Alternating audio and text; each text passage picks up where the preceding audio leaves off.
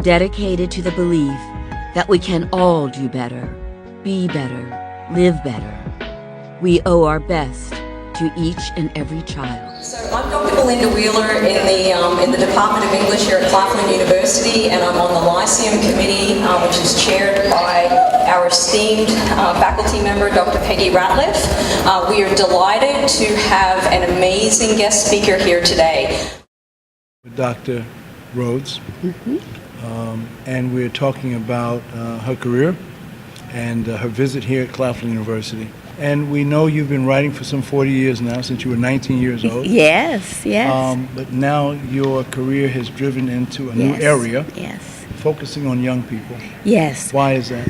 Well, first of all, I had to start writing for adults because I thought that was easier.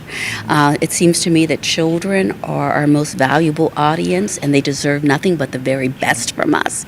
So I say I wrote my adult novels practicing to get ready for them. But also, when I was a young kid, all of the novels that I read, they were all about white people. And there are many things and times in my life as a child when I would have appreciated knowing that people of color wrote books and that people of color could be the heroine or the hero in a book. So to me, it's very important now to be writing for all children of color, but particularly African American children, so that they can see themselves represented and that they can know that things will be wondrous for them because they have the beauty, the strength, and the resilience to make their life what they want it to be. I did not know a person of color wrote books till I was 19 years old. Wow. So I was a junior in college when I read a novel by a black woman, and I quickly changed my major to writing, but I almost lost my career because I didn't see. So the idea of bearing witness, and everybody has a story that deserves to be told, and that they can write their own story, and I can inspire them early, is a dream come true. The whole African American Studies movement in the college happened on my watch as an assistant professor, that whole wave. I do remember publishing or trying to publish my first novel, and an editor wrote me a letter saying, one, she didn't know who would buy this book because black people didn't write books, right? Well, in some cases they didn't read. And then they didn't buy the books, right? And this was also just before that moment when we had Alice Walker, Toni Morrison on the best, and I think maybe Terry McMillan too, on the New York Times bestseller list. So there were certain things that happened in society that helped open the door. Yes. And I would say to all authors of color, sometimes they don't open the door for you because it's still a white protectorate. Sure. There's not much diversity in public. As in most areas, yes. Yes. Media. Exactly. Sure. So the danger is that I think I could have gone away feeling that I wasn't any good, rather than know somebody wasn't opening the door. And reading in particular the Harlem Renaissance authors gave me that sense of activism that no matter what, I was going to keep. So you're an activist writer? Yes, keep walking. Ghost Boys was sort of inspired by the murder of Tamir Rice, the 12-year-old in Ohio who had a toy gun. This video was recorded on a security camera in a Cleveland park, and it shows Tamir Rice moving in and out of view. Keep in mind, these are the last few moments of this 12-year-old's life, a video his family wants you to see.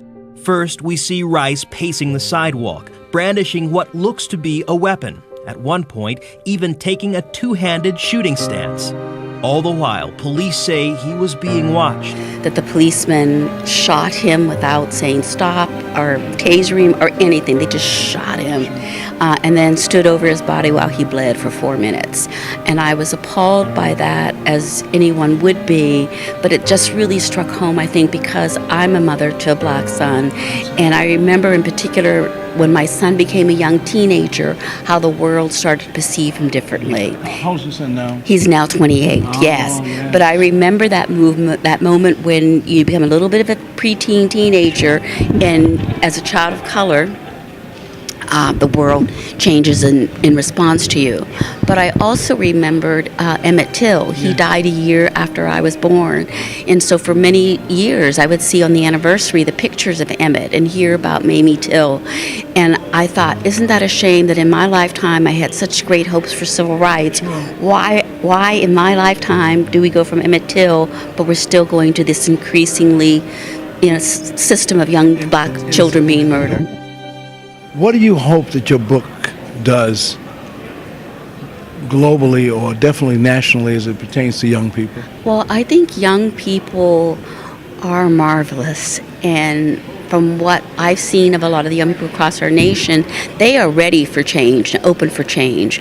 My book gives a character who, her father is the one that shot the young man, where she learns, no, I can condemn what my father does. I can still respect him as my father, but I condemn. So the idea that children, even if they're not African American, all children, but a white child who has racist parents, they can reject that and choose to live their lives differently.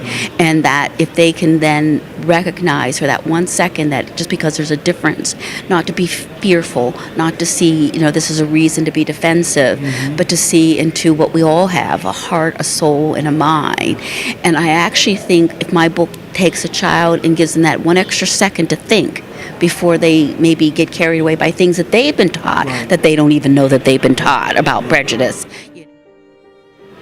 Do our children not need to be afraid, but do they need to be mindful of their verbiage or their movements to protect their own lives against a hostile force that may harm them? The answer is yes, and that saddens me so much, because why shouldn't a child of color have the right to be as carefree as any other child? And I remember seeing a newscaster talk about how this police officer had told these two young boys, I forget where it was, Starbucks. no, not Starbucks, but two young boys who were playing with guns, and we're a gun culture, but they were toy guns, and he chastised them, and you could see him on tape saying, I could have killed you, and I'm watching the nightly news talking about how great it was for this white police officer to talk to these two black boys, scare them to death that they could have been killed, and I thought, no, that's abuse. Those children were playing. And to instill fear in their minds, a fear that they would hold that a young white child wouldn't hold. Exactly, but the double consciousness, they do have to have the double consciousness, and I hope that goes away one day. And I'm trying to write a book now about what it feels like for a young black kid who goes to a much more segregated neighborhood, who all of a sudden learns the baggage and the weight of having that double consciousness, and how it plain is not fair.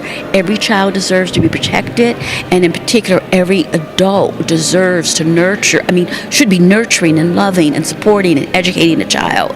So no matter what the race. Always done to take the pain, the struggle, and turn it into art, whether it be stories, whether it be church gospel, jazz, whether it be artwork, that we take that pain and make it into something beautiful, so that we also have a space to teach our children what they can expect from the world we live in.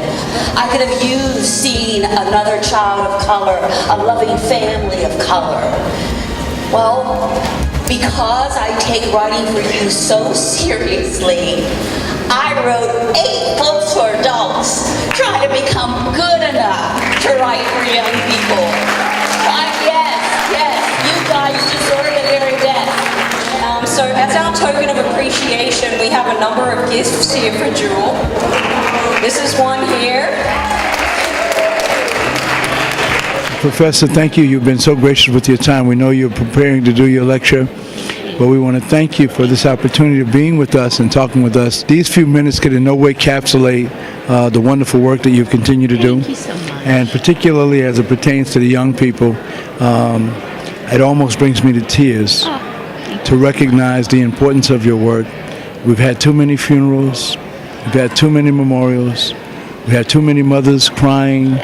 Too many children dying, and so your book is definitely on time, and we pray that it has some impact I hope so too. on the lives of our people. Thank you so much. Thank you very much.